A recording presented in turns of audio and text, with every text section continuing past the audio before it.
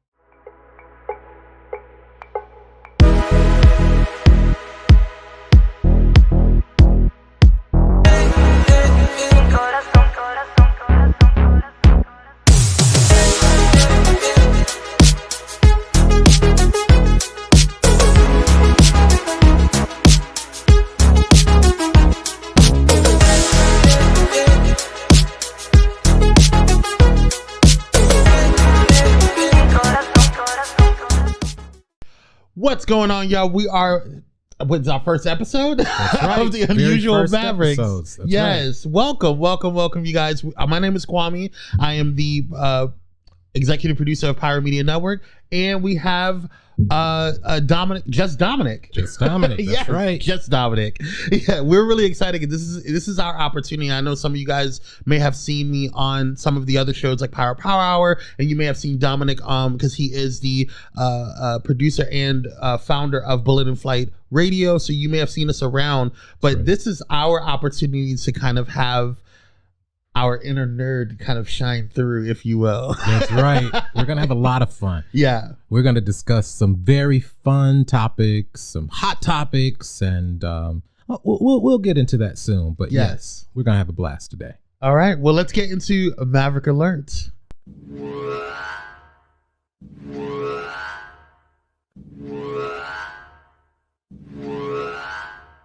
All right, what's first up, my brother? What's going on? What's going on here? Well, one of the first things that we want to talk about is New York Comic-Con. Woohoo! What a time. Oh, all of the fallout that came out from New York Comic-Con, from Henry Cavill coming back as Superman, to hearing so much more about Black Adam and what The Rock is doing for DC overall. Yeah. And the stuff that Marvel is doing. They're talking about introducing X-Men into the MCU, which is a big deal. Insane. The Hawk movie, yeah, that is they're talking about, and introducing Scar through She-Hulk. Yeah. Talking about She-Hulk, the series and the finale, and oh my God, there's just so much to discuss. Much going on. And we thought that San Diego Comic-Con was crazy, right? Nah. And then we thought that what was it, DC D23 was gonna be like they put out a lot of information. Yes. And then with DC fandom or fandom not being able to happen, it was just kind of, I wasn't expecting much from DC, you know, with New York Comic-Con. So I was pleasantly surprised and happily surprised that a lot of stuff came out of here. But can we be honest? It though. But can we be honest about Henry Cavill? Like we knew he was coming back. Oh God, everybody knew he was coming back. And there were so many leaks and so many bloggers talking about this and so many sources. So we're happy that finally the news has been brokered, and we're now looking at Man of Steel 2. Yeah. They're talking about 2. Yes, 2, and the main villain being Brainiac. Oh my God! Can you believe it? Brainiac. Now, for those who may not know, I am typically a Marvel fan, which is funny because we're wearing opposite shirts. But I am typically a Marvel fan. But I have recently, in the past couple of years, gotten heavily into DC, and Dominic has introduced me to a lot of DC stories and movies and animation and stuff that I'm probably late to the game on, which I'm fine with. It's fine, better late than never. But there's a lot of awesomeness that's happening with DC, and some things that I'm heavily questioning. Like I have some issues with some of the way that they rolled out some things, but we'll get into it, a little more as we get into it. And I'm sure we have some issues with Marvel stuff too. So we're gonna be talking about that. This show is not to bash. This show is not to make anybody feel not at all anything. We're not experts on anything. We're just showing our fandom, and we wanted to have a space to be able to have conversation on some of the things, and really to kind of get a perspective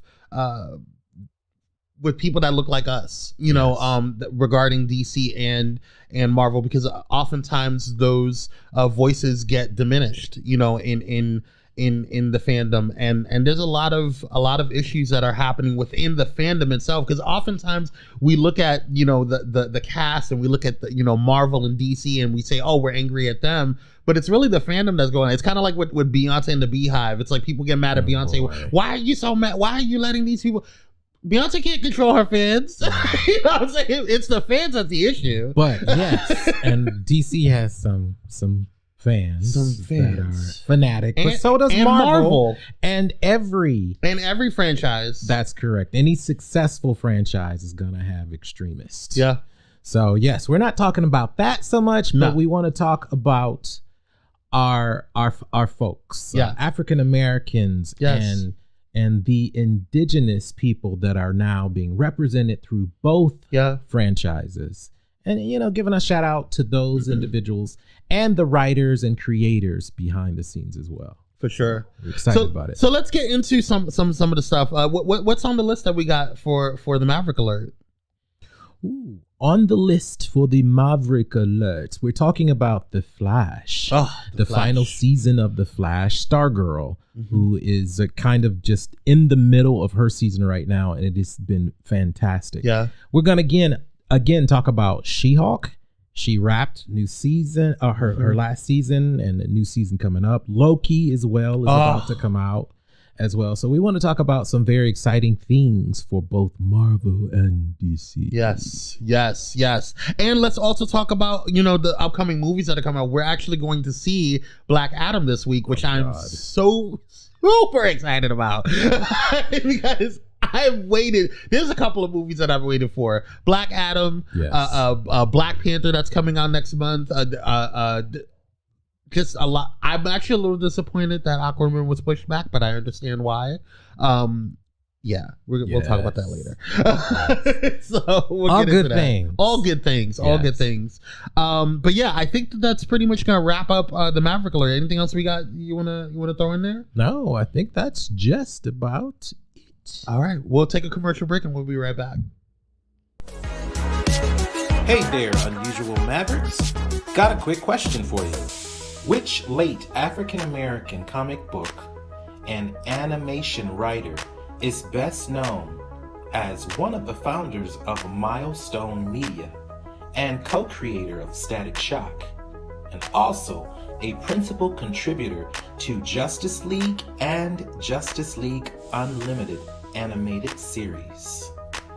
Is it A, Keegan-Michael Key, B, Eric Wallace, C, Dwayne Mcduffie, or D, all of the above?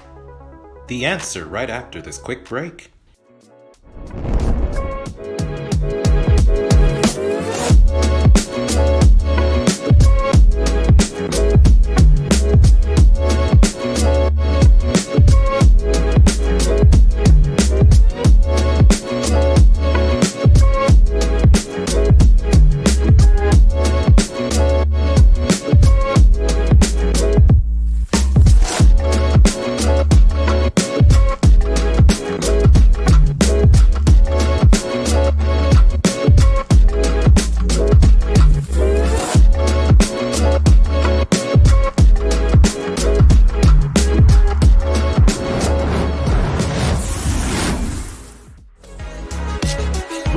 African-American comic book and animation writer is best known as one of the founders of Milestone Media, co-creator of Static Shock, and a principal contributor of Justice League and Justice League Unlimited animated series?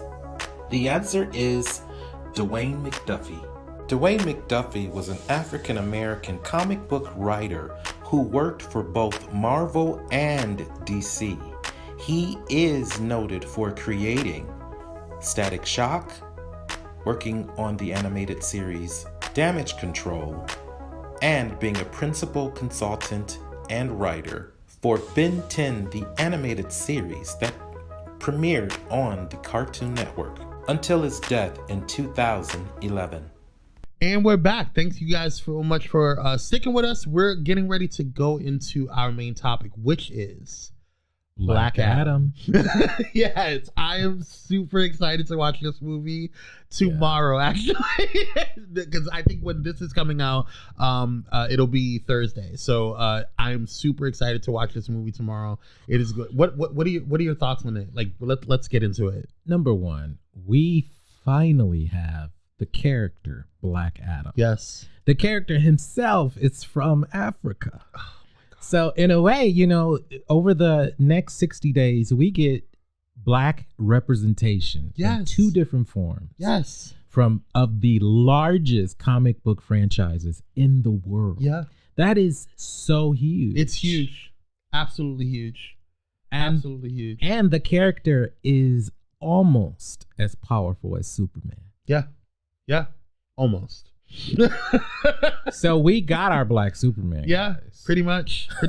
And what's really cool about him, what I've always liked about Black Adam is the fact that he is an anti-hero. Yes. And so often we look at heroes and they're always the, you know, goody two shoes. Sometimes you want a little edge. Absolutely. You know what I mean? You want a little edge. He is perfect for us because number one, we know systematic racism, systematic systems all over the world, capitalism, so forth, that has seemed to keep certain people down and lift certain people up. Yeah. And so to see a character that is passionate about protecting his homeland, his people, his heritage at all costs. Yeah. It's kind of a turn on. Yeah. Come on. I mean, let's be real. Yeah. So yes, to see this movie, to see just that character alone is amazing. But to also see the Justice Society of America, to see him face off against those guys is huge. Yeah. And just a little backstory about who Black Adam is. Black Adam, or Teth Adam, or Theo Adam, is a character appearing in American comic books published by DC Comics. The character was created by Otto Binder and C.C. Beck and first appeared in the debut issue of Fawcett Comics, the Marvel Family comic book, in December 1945. 1945. Whew, what a history. Yes. So that lets you know, for those that, you know, there's some folks out there who are Marvel lovers only. Yeah. And I love Marvel. I started off with Marvel. Like the Incredible Hulk, the live action series, was a series that was on when I was a kid. So it was huge in my household. However, there has always been another franchise that I've always loved, and that has always been DC. Yeah. And to see that both franchises do have some sort of representation, and it started a long time ago now. It says a lot. Yeah. But look how slow it took to move from a comic book version to a live action version. Yeah. And what's funny is that, like, it's funny you said that, because I was the opposite. I started out with DC, and then I grew into Marvel, and partly because of X-Men, the original cartoon that came out, and then Spider-Man came out and all that stuff or whatever. But or was it the opposite? Anyway, the bottom line is that I got into Marvel very heavily after that. But I started out with DC Comics, and just kind of growing in and learning Superman and Batman and all of that. And so it was very interesting. It's very nice to see us be represented more in comic books, because that was something that was lacking for me. Yes. Growing up, was that I wasn't seeing a lot of me in these comics, and so I'm super excited to see this, and then to have, like, you know, to see the representation in the movie itself. Yes. Dwayne Johnson did a phenomenal job, so kudos to you. Yes, I know you worked hard for this. Oh yeah, just in the trailer alone, you can tell this movie is going to be up there with the Snyder Cut of Justice League, I believe, and some of the best Marvel movies. From what I understand, the CGI is outstanding. Yeah, and it's not a lick behind. Yeah, and so I mean, for me right now, I am so super excited about DC because we have had a good 10 years of Marvel movies. Like Marvel Phase 3 for me was everything. Yeah, that was a good phase. God, that phase. That was a good phase. Everything, and Phase 1 and Phase 2 also were good, but there was such a climactic build up to those phases, and now we're in Phase 4, and it's kind of changed a little bit. I know because they're on Disney Plus, and a lot of things went to series, and the main criticism has been they kind of start off strong, and then and then by the finale they come back super strong. And so it's a very long movie. Yeah, it's a very unnecessarily long movie, and I think to Marvel's defense, I guess, I think they have one of the things that I like about Marvel is that what they've done is that they have created a really solid universe where they are able to kind of spider things out and create a continuity within their universe. DC is picking up on that, but one of the things that I have noticed with DC is that DC has really strong writing. And their stories, especially in their animated, I'm actually a bigger fan of their animated stuff right now. Oh god. Because it's just sick. Their animated shows are sick. But we need to get back to Black Adam. Sorry, fast. I'm sorry, we wavered off into the whole universes thing, which we will do periodically. For sure. Time to time. But I'm really looking forward to the representation also within the Justice Society of America. Yes. And can we start out by kind of letting people know about the Justice Society? Because people think that, everything was about, the Justice League, which, yes, they're very popular right now. And the Avengers. But everything kind of funneled from the JSA. And so I'm really excited to see the original JSA, or what the representation of the original JSA come into to pass. Two of the characters, Hawkman, being played by Aldous Hodge, awesome. First of all, Hawkman being, for those who may not know, Thanagarian, who is, we've seen all of the Hawkmen. I've never seen a Hawkman of color. Ever. Never been a Hawkman of color that I've seen. Ever. Like in any of the cartoons. So to see that is really dope. And to see the Hawkman is really dope. And it actually makes more sense because he always had ties to Egypt. Yes. And so of course. You know what that means. Yeah. And for people who don't understand, though, even the word Egypt, it means Kemet.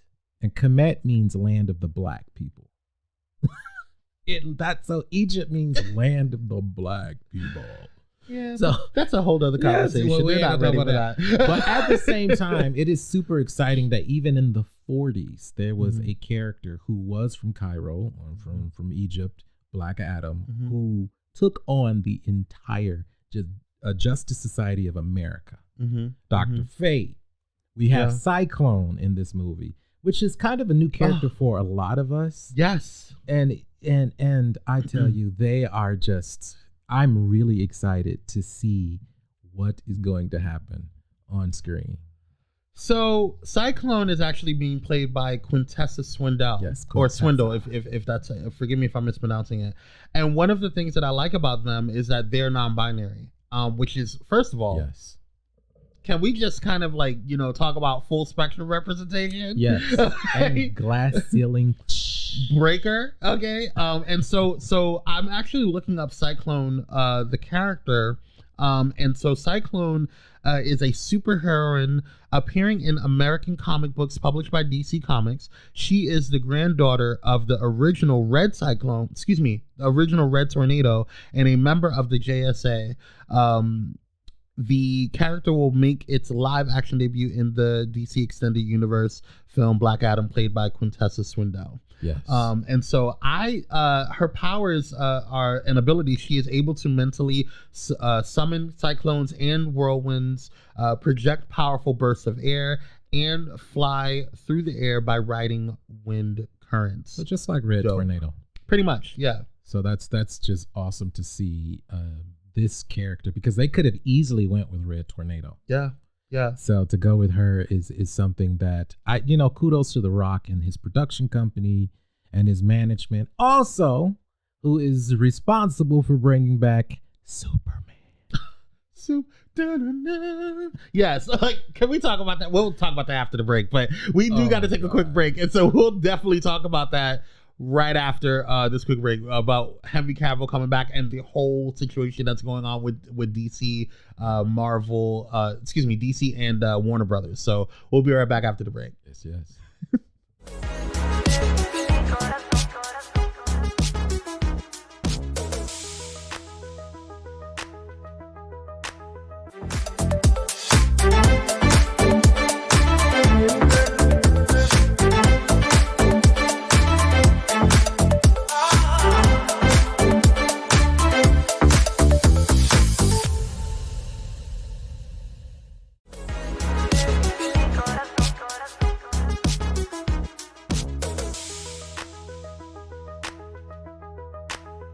And we are back from commercial break. We hope you grabbed a snack, you took a potty break, whatever you need to do so you won't be distracted by this next segment. Yes. So we got a lot to talk about. Yes, we do.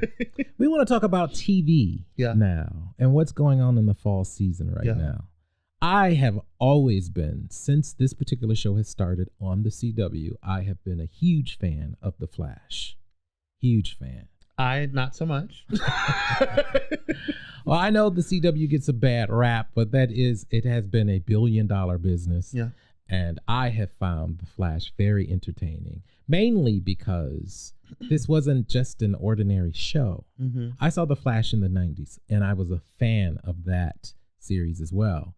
But this series gave a different take on our Iris, played by the Candice Patton. Yes. And this queen, I tell you, I just love her to pieces. I love how she has represented us and played and really done a new spin on Iris. And all of the hate that she's gotten, she's handled it with such class. Like, really, she has. And I don't understand where the hate has come from. Like, she has done a phenomenal job. Yes, she has. I think she has taken the character up a notch, personally. She has. And I'm not even a big fan of the Flash CW version of it, only because, like, I'm still heartbroken over, what was it? Right before the Arrowverse came, Smallville. I was a big Smallville fan. And so, but regardless, out of the Arrowverse shows, it's kind of shown us, especially with Smallville, it's kind of shown us that things end. And things come out, new beginnings with new technology, new production levels and different things or whatever. Yeah. And these actors age, they age out, they get tired of playing the same character. Yeah, especially if and Smallville went for what, 9-10 seasons? Oh my God, they went for a long time. So it was time to call it a break. Yeah. And to kind of reboot the universe with a new production company, which was Greg Berlanti Productions, who started. He's done a phenomenal job, and he's done with the CW or the Arrowverse what DC should have did with their cinematic universe. Personally, he did a fantastic job while DC was still getting their movies together, because we know during that era they sucked. Yes, they sucked. So TV had to pick up the slack, and they did. They did for most DC fans at least. Yeah. And Greg Berlanti, obviously, he started off with the Arrow and then the Flash, and that whole thing really came together. And so this final season of the Flash, I'm kind of sad to see them go, but I understand Greg Berlanti has moved on. His production company has moved on to Netflix, and they're going to do a whole lot of other things there, which is fantastic. Yeah. So, this last season of The Flash is really special because we say goodbye to not only Barry, but Iris. Listen, Iris has been so instrumental in changing I should say, Candice Patton has been so instrumental in changing what Iris looks like, that even the comic books now are black. Yes. Iris is black. Yes. The comic book and in the movies now. So this has the CW with its small little self has had an impact and a ripple effect all throughout the DC universe. Agreed. And so I don't even think Iris was as interesting prior. And she is listed to be like the second to Lois Lane in the DC universe, as being the reporter, being the investigative. But journalist. Everyone loved Lois Lane. They loved her. And Iris, when, I'm sorry to say, but when she was more Irish, she kind of blended into the background. So I'm very happy that they made her, add a little spice to her. And then also add a little spice to Barry, too.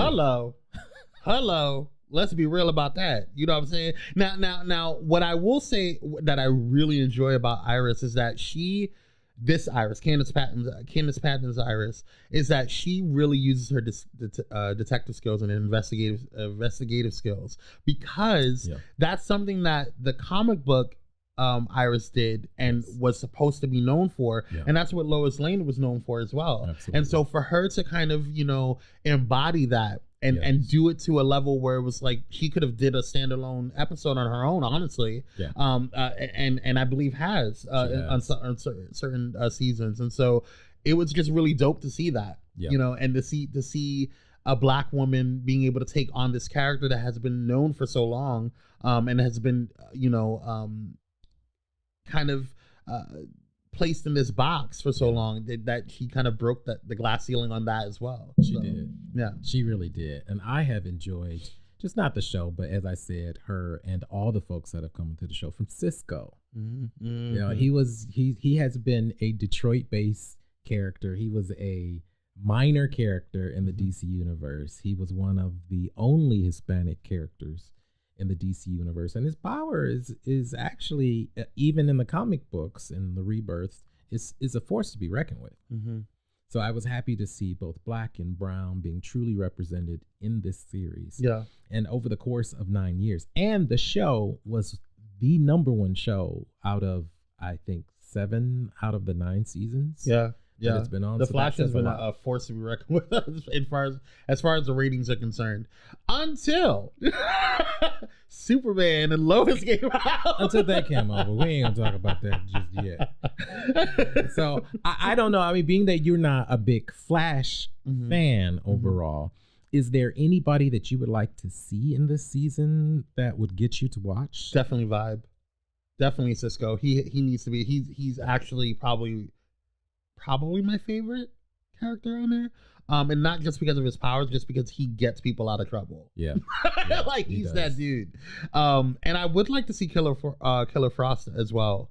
A more traditional Killer Frost. I don't know if I like the take that they took on her towards the end. Yeah, it was kind of weird. Split personality and then breaking her apart, and it was kind of like, I was like, okay. Yeah, but, they had some fails and they had some wins. Right now, they have Eric Wallace, who is the showrunner, who is one of the first African Americans as well to run a show. I believe he is the only African American to run a show on the CW and within this whole universe as well. And he took over the #1 show in the middle of it being #1 and made it better. Nice. So I'm very happy to him, because he's a comic book writer, and so he got a huge promotion up in order to run this show. He should, So I'm very happy about that. But there are other things, as you talked about. They are transitioning over to the Superverse, as you know. So Superman and Lois, and I'm interested. There's one of the things that I like about DC that kind of pulled me more towards them a little bit. Is that when Marvel was taken over by Disney, Disney has a brand. So I'm not, taking away from, anything that Disney has done. The decision that they made, they've made a lot of money. Marvel has made a lot of money for Disney, but they have a brand, and their brand is very family friendly. Their brand is very calming, very G-rated, and so as you get older, and in the comic book world, and even in the comics were a lot darker. They were very graphic. Very graphic. And so as you get older and you start, wanting to desire to see what you grew up on, it's kind of hard to kind of connect sometimes. And so although I enjoy Marvel very much, and some of the there's movies that people that gave bad ratings on that I actually enjoyed. Like I enjoyed the Eternals. I thought it was a little long, but I enjoyed the Eternals. I like the Eternals. There were some issues with it, but whatever. But one of the things that I really like about DC series is that they do not hold back sometimes. Yes, like Doom Patrol. Oh my God. My God. Listen, guys, if you have not checked that out, you haven't. Please do watch it. That and also okay, and this is on me, but Just Dominic has always told me since it came out to watch Peacemaker. And I was against Peacemaker. I was like, I'm not watching Peacemaker. I'm not doing it. He thought it was going to be some honky tonk. I really did. I really did. Because I did not want, for example, like Deadpool. I'm not a big fan of Deadpool. And the comedy aspect of it, like I just want to see powers and fighting and all that stuff. That's just me. That's just, I'm not taking away for those who love it. By all means, do your thing. But for me, I thought that that's what Peacemaker was going to be. And although there's a comedic aspect to it, there is still a lot of action. There's still a lot of storyline that's great. And it's a really good series. Yes. If you haven't checked out the first season of Peacemaker, please do. Please do. And I also suggest that you check out the first season of Loki. Oh. Because Loki is coming back now, in the next couple of weeks, and I am super excited about that. Loki was really, really good. I was not expecting Loki. Loki reminded me of what Scarlet Witch WandaVision was. WandaVision kind of took a little bit of a dark spin on it. I mean, they stayed within the parameters of Disney, but WandaVision was really, really good. But Loki was also really, really good. It was better. That's arguable. Yeah. You can argue that. I mean, and I enjoy WandaVision as well. I'm a huge Scarlet Witch fan. I understood that was just a one and go. Yeah. And that's what was sad about it. Yes. Oh, and Captain America, the new Captain America with Falcon being Captain America, that is coming out. And so I'm actually excited because the villain in that movie is supposed to be the leader. Oh. Now, I did not hear about that. I love the leader. The leader is kind of cool. He is so creepy. He is cool. Now, I don't know did you watch like the Iron Man cartoon? Yes, I watched a lot of different versions of it. I love Avengers Assemble. It's like it reminds me. No, this Iron Man cartoon. This was the one. way back. From way back. Yeah, I did. That's what I mean. I watched different iterations of this, from the Hulk to X-Men, even though that they have different. Yeah, so now it makes me want to go watch that. I have nostalgia when I watched the original Iron Man. Oh, yeah. There was something about the leader and the Mandarin that was just like. No, I love Fing Fang Foom. Don't even get me started. He was in that one. Yeah, see, I remember those things. Now, I'm not older, really. I'm not older. But going back to the newer DC shows now, Titans, they're hit and miss sometimes. There are some episodes that are super strong. I don't think that in the 4 seasons that they've been on, that they've had a super strong season from beginning to end. I don't think that. But I think that they've had super strong episodes. And this last season was one of the best. Now, the current season, that what's about to debut in the next week or two. Wow. Brother Blood. So can we be real? Can we be real? Are we ready? Are we ready for this? Okay, here's my issue. Because I feel this is one of my issues with DC. Because there is a expectation that they give us. They give us, like, for example, when they gave us the Joker, The one with Joaquin Phoenix. Okay. I was like, wow, this is great. This is awesome. Then they give us Batman. The one with Robert Pattinson, which I was very surprised about. Because I was like, what is this Twilight shiny guy coming in and doing? And it was very good. And the Penguin series that they're about to I know is going to be epic. And I know that's going to be epic. Because if it's the same Joker, or excuse me, the same Penguin style from it's him. Yeah. So, and first of all, can we just say, for those who did not know, that's what's his name? Colin Farrell. Yeah, it's starring Colin Farrell in this Penguin series. Give the makeup artist all of the awards. And Robert Pattinson is going to be in the series as well. So get ready. But how many universes are we going to have? Well, in the DC universe, even after the rebirth, I believe that there are about 5 to 6 different universes. There's still a multiverse, and there's always going to be a multiverse in Marvel and DC, no matter what. Because they want the main version, they want the zombie version, they want this version, they want that version. For continuity, for writers, for all the different lines and franchises that people really love to talk about. So it's a healthy thing. We'll see. There's the main and there's all the spin-offs. Well, I keep up with them. And no, that's fine. But it's like, I think what DC needs to understand, and one of the things that Marvel has a hand on, is that they really understood the entire world and the universes, plural, and all of the stuff that they're going to be adding into it. And so there's a connection, and the connections make sense. Are you talking about the current universes that are out there right now? Yeah. Oh, okay. So for me, when you have the DC cinematic universe, it's disjointed to me.